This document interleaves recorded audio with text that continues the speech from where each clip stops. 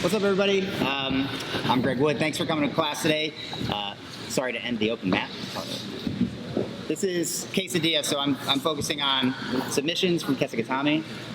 Technically Kazuri Kesa Gatame, so broken, starfold. Greg, my assistant, my lovely assistant, also has a lovely name, Greg. And my goal for you guys here is sometimes when we name things and we define things, it helps us understand them and recognize them basically on the fly a little better. Okay, so I hope to name and define a couple ways to gain arm control when you're on top of Kesa. And basically what I'm going to be attacking is I think all arm stuff. All arm stuff. Firstly, just to name and define the two types of control that I'm going to talk about, I'd like to attack, I usually attack the near arm first, and on the near arm, I either want, if you think about his center line being inward and outward being away from his center line, then there's outside in control. I would love a control like this, or inside out, where I come from the inside and I peel it out. You can almost always get one of these. We'll talk about, this maybe gets its hardest when he clasps his hand together, we'll talk about that, but I'd like to peel out an arm if I have to, but frequently, and the first thing that I'll give you is the thing that like kind of they give you for you, is if he just touches my bicep. So sometimes people are working on what they think is gonna help them get out, and that is extending their arms anyway. Sometimes, if it's not immediately his idea to put his hand up and on my bicep, I can give him that idea by being a little bit, invasive, right? So that could be turning his head, that could be some sort of like, what time is it grip like we talked about yesterday in my class. But however it happens, if he touches my bicep, first move we're gonna do, I'm gonna trap it like this. This grip is actually stronger than this grip. So the V at my bicep and forearm, this is very strong. I like to put my thumb against my chest. This is where I feel like, just a little bit the best control happens with my elbow. And from here, I'm gonna step over the head. And my hip, I have to be aware of the location of. So if I step over the head, but he can get his elbow to the floor, that does not help me. Because my elbow is gonna be the fulcrum over which I break the elbow, I want to, when I step over, make sure I'm like kind of invading his space and I'm pinching. That's happening, the hug is happening from my leg and from my hand and from my hips to keep it where it is. The finish, I don't finish in my elbow pit. I slide my hand back and then finish here. There are other ways to finish this as well, but I'm just gonna come back for a very simple one now. I will say this is the lowest percentage submission that I'll show you. This is honestly, for me now, most often to get the response that gives me the highest percentage submission that I get from here. But you can finish this. This was my thing for a while, was finishing this armbar, so I do believe in it. Again, he touches my bicep for whatever reason. I'm gonna trap it. I got my thumb against my chest, or like my snuff box, human snuff box, against my chest. And when I step over the head, I don't do it lazily. Everything is a hug. And that means my hips are behind his tricep, hugging him here with my elbow and hand, and my leg a little bit. And then I'll slide back to the hand just to put the pressure that I need to put in there. You can put it in your armpit as well. These are both fine, okay?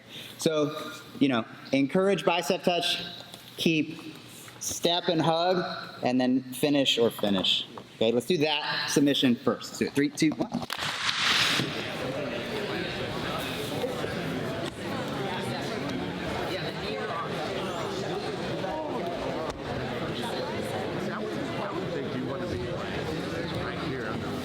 So just some finer points, and I'll have you do the same one, and then we're gonna move on from there. This again is like the beginning of sort of a chain of moves on this side. If you haven't done Kesa before, just a couple pro tips on Kesa Gatame, or Kazuri Kesa Gatame, when I have his far armpit, not just the head. We should see your fingertips. Holding the shoulder is a good thing. We like to hold the shoulder here. My arm's not just at his side, I'm holding something. This gives me hug ability, and I want to be able to put on that kind of pressure, right? So that's one of the things that I need.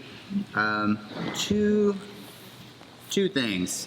When you step over, and it's each leg there's a common error, okay? After he touches my bicep, and I trap this here, and again, that's my snuff box, this little divot here, I put right in this little divot here. So boom, that's fine. I find that I can close the elbow the best. So the common errors with each leg. Most common error with the step over leg is that you like go to your inside ankle or something. I really think it's the best here if the heel is in the crook of the neck. Heel's in the crook of the neck on the far side, sole of foot down. You know, I'm not like this. It's this. It gives me my best hug here. Common error with the other leg is getting on your knee.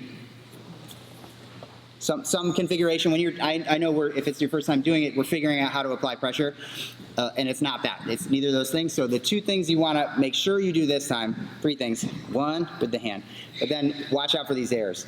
This foot, it's not like my calf that catches his head. It is my heel, and I usually do step over with authority. It's like a little scary for a second to this person and disorienting, and I do like that.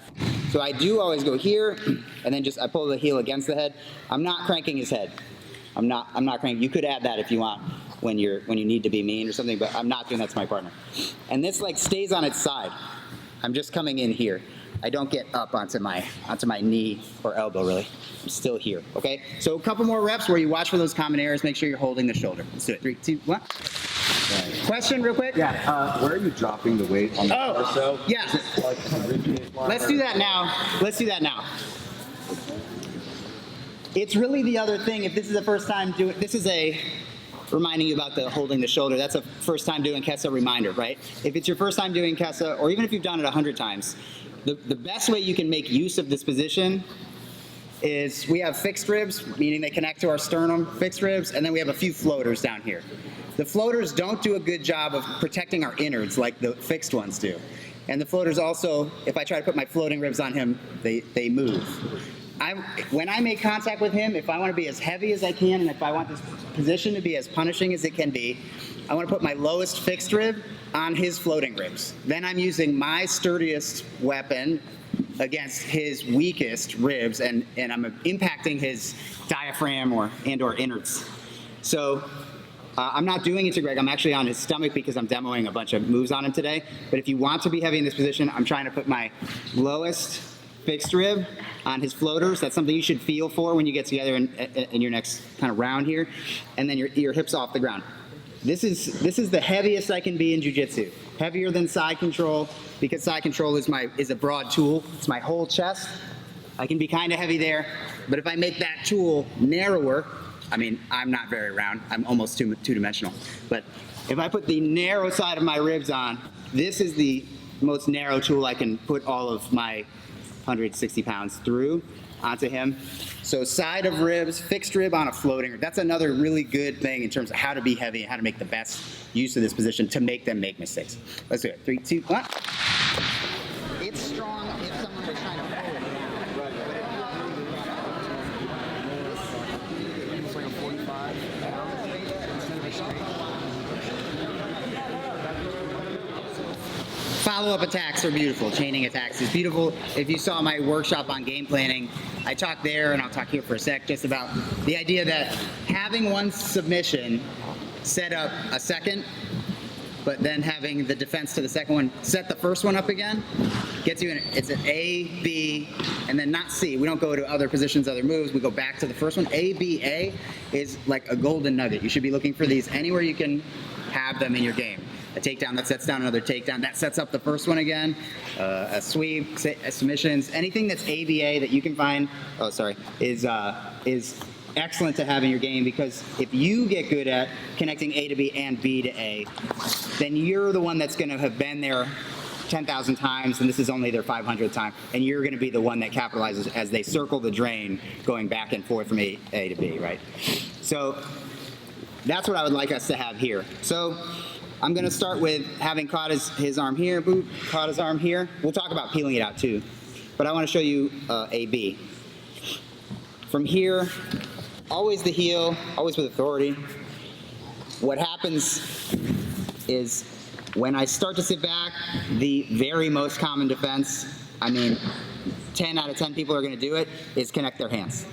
Why shouldn't he? He can, they can reach each other, and it's going to stop me from extending his arm. This is why I say it's not high percentage to hit the first one, but when I start to go and he starts to reach, not after he grabs his hand, but I'm trying to catch it on the way. It's like a strike Americana. I'm going to strike his hand with these two so that he can't put his hands together, and I have the Americana right here. I don't have to dismount. I don't have to go anywhere.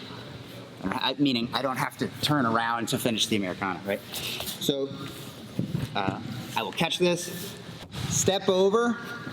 I'll make sure that my heel's against his head, so you see me do that slow-mo. I'll always do that. When I start to lean back and his hand moves at all, I do these two things. I'm striking from both sides. I'm hitting him in the veins of the wrist, and I'm hitting him in his mom tattoo with my thumb, right? So these two. This doesn't, I mean, correct me if I'm wrong, but that doesn't hurt. No. No. So it's not like I'm striking an Americana on from 0 to 100, kind of from 0 to 30. Boom. And it's only so he can't connect his hands. So check in with your partner, but does this hurt? No, you can do it for real. And then from here, I put my Americana grip together. And a side control Americana does not require what amount, if you've learned only amount Americana that looks like this, it doesn't require that. It only requires that I bring his elbow to his center line. His wrist is off the ground. We've got a nice acute angle. All it takes is bringing his elbow to his center line, which is such a small movement from here. It's an excellent follow-up. This became really a high percentage move for me really quickly. So, boom. We create a touch. Again, snuff box against this divot. It's not holding your shoulder. I had a couple questions. Is it better to do other stuff? I don't know why. This is not a better grip, and this is the better grip, but it is. It allows me to pinch better with my elbow and keep him here. So I step over, and then as soon as I lean back, I look for that to even move at all, and then it's these two. The wrist veins and the mom tattoo, I hit them in opposite directions, almost like this one's trying to like thumb toward my own body. And I'm past the point when he could, by muscle, defend. So this is the thing that Marcelo talks about. There's like a safe zone, a strong zone. There's a strong zone for a person. And it's okay, I'm not a strength guy, I'm a timing guy if possible. I guess I'm sometimes a little quick, but if I can get him from the strong zone when his forearm is inside of his shoulder to the weak zone when his wrist is outside of the shoulder quickly, I have a better chance of winning and defeating strength because he's weak here, but as soon as his forearm's basically over, now push against me, yeah. And he's been working out or whatever, so he's going to be stronger than me there. But if I get him out, you know, I'm not slamming to the ground and doing the submission fast. I'm getting out of the strong zone quickly. And Marcelo, the place I saw Marcelo talk about this, if you're curious, was when he was talking about doing this. Because this is the strong zone, and he gets weaker as it comes out to the shoulder. So he does. He had a video where he was talking about that. And I love that. So this idea of beating the strong zone quickly so that you're sure to finish with technique, even versus strength. As soon as he reaches, veins and mom tattoo, boom, here, I'm through the strong zone. I put these together. I only need to bring his elbow to his center line from here. All right, let's try it. 3, 2, 1. So I gave you a relatively short amount of time to work that, and this is so close to that I feel like you'll still practice your whole entry and everything. So you can practice both after this if you want more practice on the one you were just doing. And that is, however I caught it. When I step over,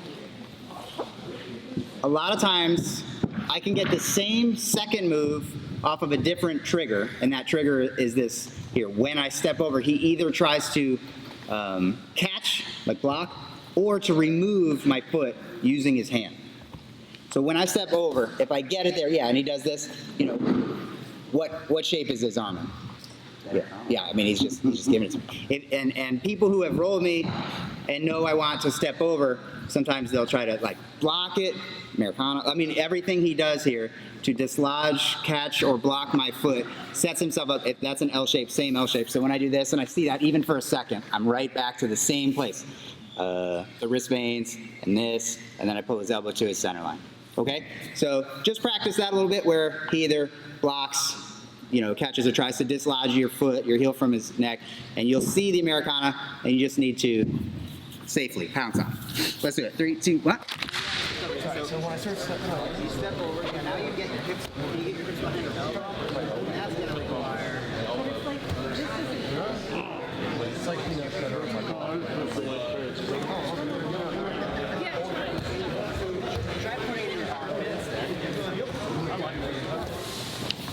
had a great question. I had a couple questions that I want to, since it was asked more than once, I want to answer for you guys. If there is a mobility issue or flexibility issue, it feels like for you in stepping over just at all, like even the basic, what we did first, kind of the stepping over the head, don't forget that you can move your head away and it should help you get over. And I'm talking there are like body size differences and stuff like that. So, you know, I can't, with my head too close, I can't step over his head either. So there's always a little bit of leaning away. And it's just going to be a balance act for you. If you're very short legs, inflexible or bigger, or they're bigger, you might have to lean further away. But I'm telling you, I'm pretty sure everybody could do it. Pretty sure everybody could get, if you lean far enough away. And where's my weight? I don't feel like in danger, but most of my weight's on him, and I'm down by his hips, and that's okay. I got my hips in, I got my heel over, and I don't have to be really very flexible at all. I think if you can get in your car, you can get your heel to their thing. So, but it's just a matter of keep your head out of, you don't have to invade your own space that way. Okay. I had a great question, which was, what if I'm late and they connect their hands? Well, that's how I'm going to reframe their question. Is what if I'm late and they do catch their hands? So I got in here. I stepped over. I was going to go for B, boom, but and then he does get his hands together. Good. And he's strong. Okay. So I can't just switch back to A. I can't just do this, because again, I just said, you know, he's strong. He's able to pull this way very strongly. So me leaning away trying to hit that is probably not going to work. So what we're going to do is, because I can't hit the first one or the second one because he did a good job creating, you know, protection for his own hand with his other hand, I'm going to re-thread from the other side. I'm going, so if this is the hoop, I'm top down right now, I'm going to kind of go bottom up. So I'm here, he gets his hands together. I'm going to re-thread and shelf my arm on my leg. Okay, and he can keep his arms together or be as strong as he wants. It's my whole body against that hand grip now. Okay, so when we were here, and I wanted to do this, but he got his hands together, don't let the hoop go away. Hug it to you, right? Keep it here. So that's the bottom hand's job. Hug, so that just to buy the time to switch and re-thread. Okay, but if I let go, he'll drop his elbow, and maybe there won't be space. So keep hugging this. Take it out. Don't just put it through. Shelf it on your leg. When I shelf it on my leg, this is now no strength. It's going through my shin bone into the floor bones. So, and from here, it's my whole back muscles against a hand grip and a bicep, which can be very, very strong, but with my whole body, that's a very jiu-jitsu answer, right? It's use your whole body against something strong. So that's what we're gonna do. Any questions? Go for it. Let's go for it. 3, 2, 1.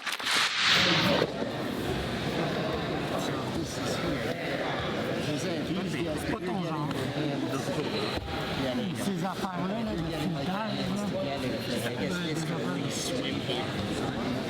Okay, let's do some more. There is another option over here.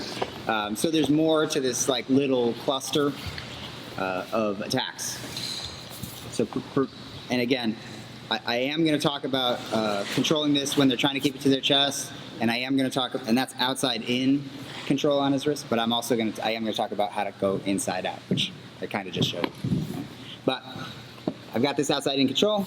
I step over. I lean back. We go for the first stuff. And I end up either because he grabs for my foot and I go for Americana, or one of the other ones, if I catch this and he punches it straight. Okay. If he punches it straight, it's on the wrong side of my neck now. This is always the wrong side. Far neck, wrong side. And what I'm going to do is switch to an arm crush or a razor arm bar. Here's what I don't want you to do. Let's do this one more time. He escapes the Americana by punching it straight. It's basically the only escape from here that he's really going to buy himself time with. From here, it's not just squeeze and hug from here, okay? I think you can lose it that way too easily compared to the way that I'm going to show you. So I'm here. What I'm going to do is leave this up toward his armpit, which is where it was. Leave this under his upper arm, and go get the elbow with the other hand. So if I go get his elbow with this hand, and then roll it out, I like to have the tip of his elbow again in the palm of my hand and feel the capsule burst in your hand, right? So I come over with this hand, I'm gonna roll it out. This is a better angle for me anyway. There's a bone I can get a hold of here to rotate it. And now I can go hand on hand, and I'm not just gonna go hand on hand. I want this elbow to come underneath him so that if he bridges, I have something above and below him. My elbow's a little bit below him, so go ahead and bridge. So I'm still connecting. I'm still connected, as opposed to this where I might separate, our bodies may separate. So it's a small detail. And some of this also comes from Rob Kahn, who I mentioned yesterday. So you should definitely check out Rob Kahn. He was one of my training partners for a long time. So he defends by punching it straight. This one is an arm. This is an elbow keeper off the floor. This one's job is to go get the elbow. So this one goes and gets the elbow. Rotate, hand on hand, elbow underneath. Plan to put the elbow like under their body as best you can. Again, there's gonna be body shape differences and stuff like that, but as best you can. There's some control here now, above and below, and actually left and right with the hug that I have. And from here, because there's this nice space to pull it into, we'll get that break there. It's actually, it comes on pretty quick when you get there. So go very slowly. Boom, he punches it straight. I leave the keeper. This is the getter. Go get it, hand on hand, elbow underneath, and I'm propped on my elbow tip. You can hollow yourself out if you need the space to pull it into, and watch for the tap and be ready to tap. Okay, so this is just a straight arm crush or a razor arm bar. Yes, sir. Are you really pinching like your shoulder and your head together to trap his wrist? I have his arm pulled with my two hands, so it won't fall off or anything. So no special attention there to pinching. Not in this case. I know sometimes when you catch these, you do have to do that, but he's so stuck on there just by this. Yeah, it's going to be very hard to get it up. You can certainly be doing that too. Okay, let's do it. 3, 2, 1. Good question though. Thank you. Lifting my arm up, and this underneath is continuing to lift it up. So the bottom arm's out, my top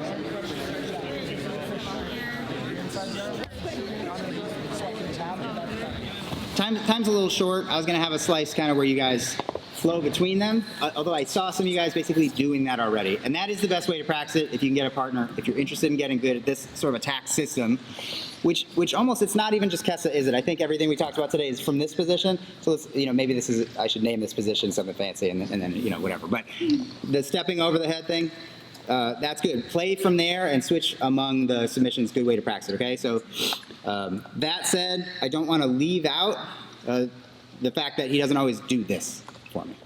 Okay? And I guess I'm just going to, what I would like to do is give you ideas on how to peel it out and then let you positional drill it a little bit with your person with like 50%, 60% resistance, right? Okay, so if I can't easily get in here, I can bug the face, or I can bug the neck. If it doesn't come out when I'm doing that, that's when I start thinking about switching from outside in to inside out, just because inside out is so strong. And it's so strong because of what I'm gonna do is, and those of you in my class yesterday know that I like to put my elbow tip here to peel this out as well, but this is just very strong. Same thing, I'm like rowing. It's like a row for me. So it's very hard for his bicep, which is all it is, to beat me when I'm using a rowing back muscle. So if I want inside out control on his arm, I use the elbow tip and I peel backwards. Really important at the same time I think being heavy does matter, but also this knee's gotta be really invasive. You are really trying to hug him while you do it. So if I do this, but he can move, like we're never gonna go anywhere. So if those are my opposing forces, I'm planting my toes, I'm driving my knee in, and that helps me. That's the opposing force to me dragging back. Then I will get to a position like this, and he will try to put his hands together, and this will appear, or I can step over and be here. And you can see I'm already in the armpit armbar, which is the stronger of the finishing armbar positions there too. So all I'm gonna do, because it's close enough to time, that I think the best thing that you can do is positionally drill, stop when you do catch the arm. Stop, don't go into like a bunch of submissions and stuff, because all we're really gonna spend this time on is focus time on getting it from here out. And then the one other thing is, if he puts his hands together, I would recommend, if the hands are together, in this case, this hand's on top, I do feel like I have a shot at peeling it this way because that hand was on top. The other hand was on top. I definitely don't think this is going to be as good as this is going to be. And again, there's an opposing force there, an invading knee, okay? So if I pin out this arm, good. If I pin out, and again, that's just elbow touches down and then goes one or the other direction. If I pull it out this way and I get it to here, good, drills over, put it back, do another. You'll get a lot of reps if you only go that far. Use sparring time and stuff to practice all the submissions with your partner, right? Let's just see if we can peel out the arm inside out or outside in. Let's do it. 3, 2, 1. And having done that, are there any questions?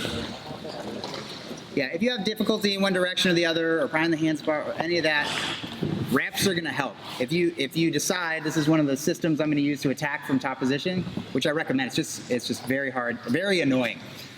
There's a lot of pressure from everywhere, and there's at least 1 or 2 ABAs, which is to say, if you're missing one because they do a thing like punching their arm straight, then that one's there. And if they escape it, they're putting themselves back in the other one. So we get that circle the drain kind of ABA thing in a couple different places without moving much. And if you've been on the bottom of this, you know it's terrible down there. And it could be worse. Like, again, if we were pulling on the head with the foot, it's even worse. Don't do that to your friends. But if you needed it, you could do it, right? Okay. Well, then otherwise, I would just like to thank you for coming. So thank you.